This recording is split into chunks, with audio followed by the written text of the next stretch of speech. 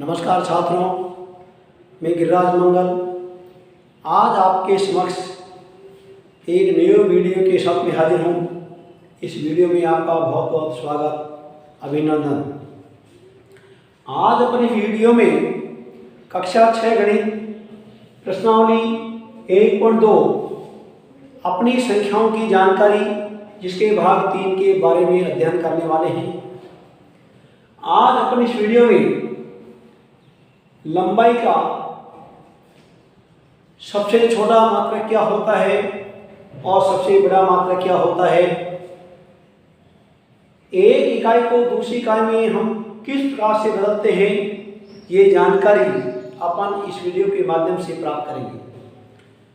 तो हम देखते हैं कि मापने की इकाइयाँ कई होती हैं, किंतु सबसे छोटी जो मानक इकाई होती है मापने की, वो सबसे छोटी इकाई क्या होती है वो देखिए। लंबाई का सबसे छोटा मात्रक क्या होता है?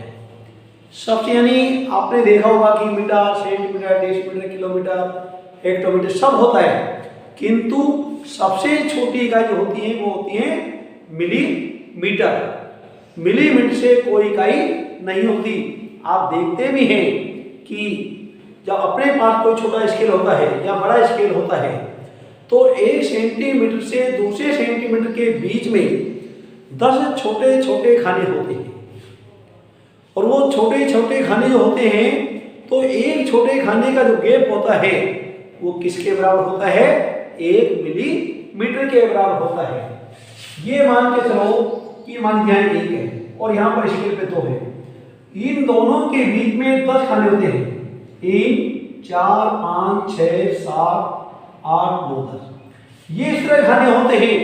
तो प्रत्येक खाने का जो गैप है, जो बीच की जो दूरी है वो क्या है? 1 मिलीमीटर है। तो इसलिए लंबाई मापने की सबका जो मात्रक होता है सबसे छोटा वो क्या होता है? मिलीमीटर। लंबाई मापने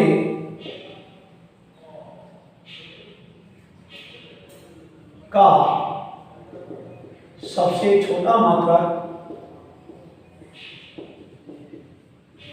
क्या है? मिलीमीटर। ये सबसे छोटा मात्रक होता है।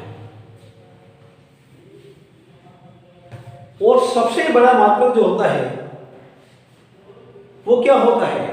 अपन जैसे नापने को तो इन सब में नापते हैं, यानी किलोमीटर में है, यानी डेकामीटर, हेक्टोमीटर सब नापते हैं किलोमीटर, यानी सबसे बड़ी इकाई जो नापने की है वो क्या है? किलोमीटर है। तो यहां देखेंगे अपन लंबाई मापने का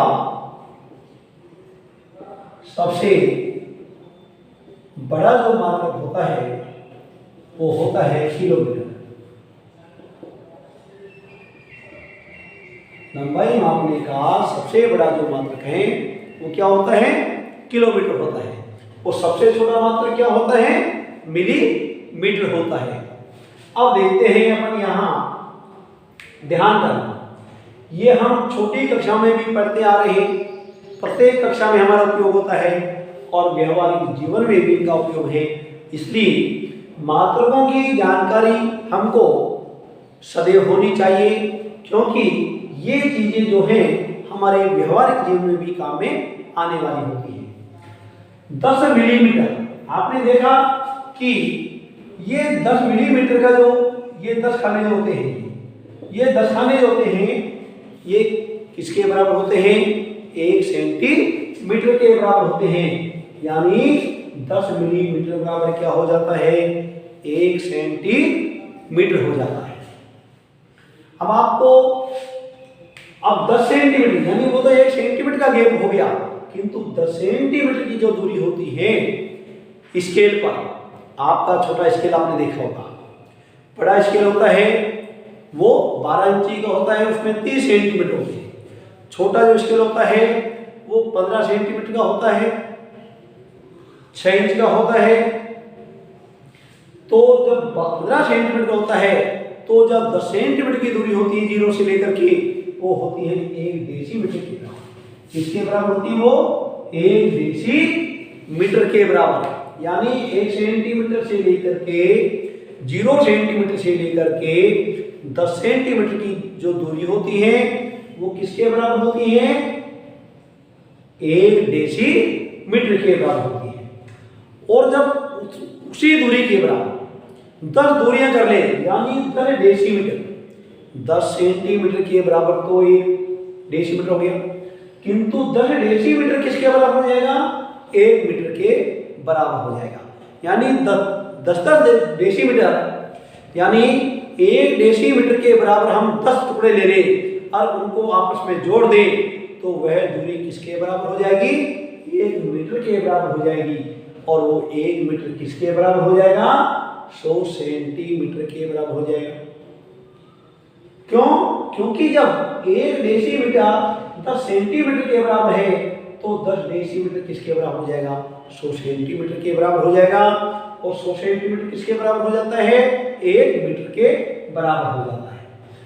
अब 1 मीटर 100 सेंटीमीटर के बराबर हो गया तो ध्यान करिए, अपन जानते हैं कि 1 सेंटीमीटर में कितने मिलीमीटर होते हैं? 10।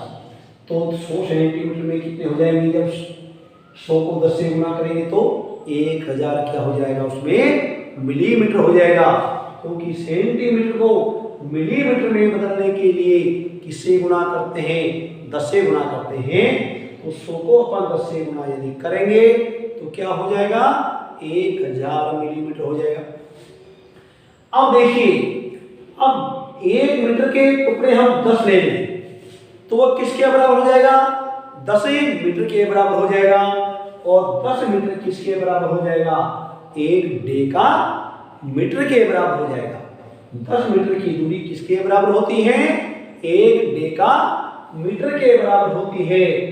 और ध्यान करिए, जब 1 डेका मीटर 10 मीटर के बराबर होता है तो इसमें कितने मीटर हो जाएंगे?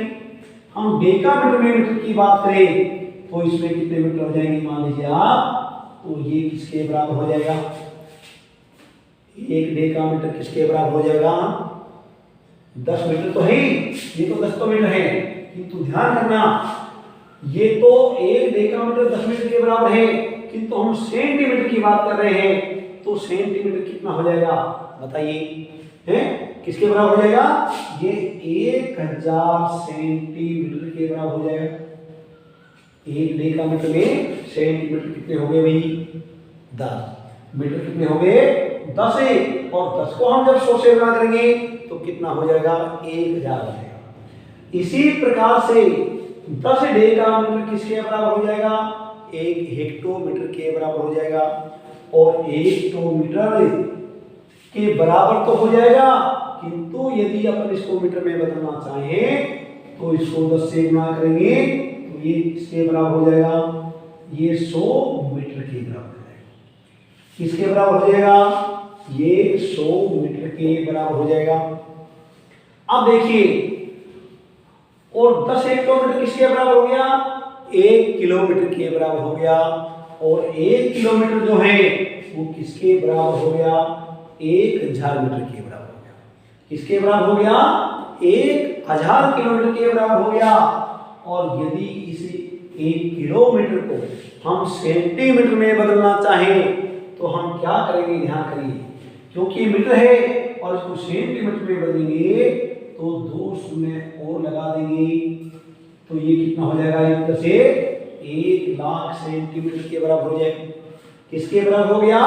1 लाख सेंटीमीटर के बराबर हो जाएगा। और इसको अगर यदि हम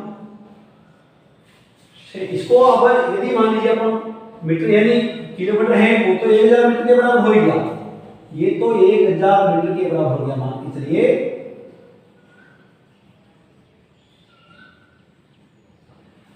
अब देखिए यहां 1 मीटर को यदि हम मिलीमीटर में बदलना चाहें, 1 मीटर को यदि हम किस में बदलना चाहें?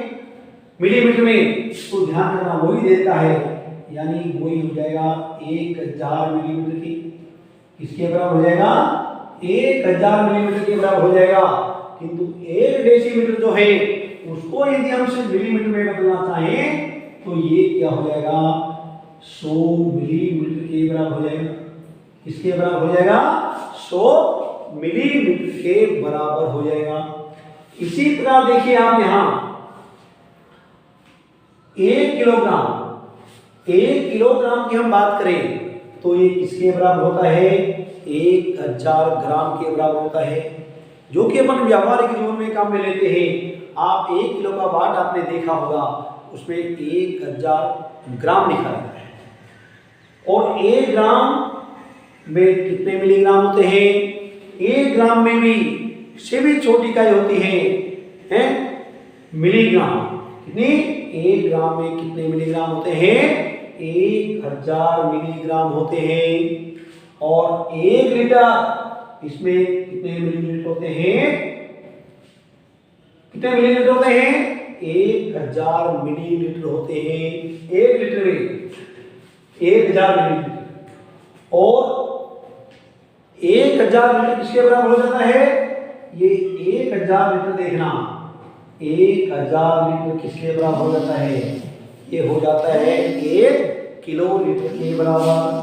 कितना, 1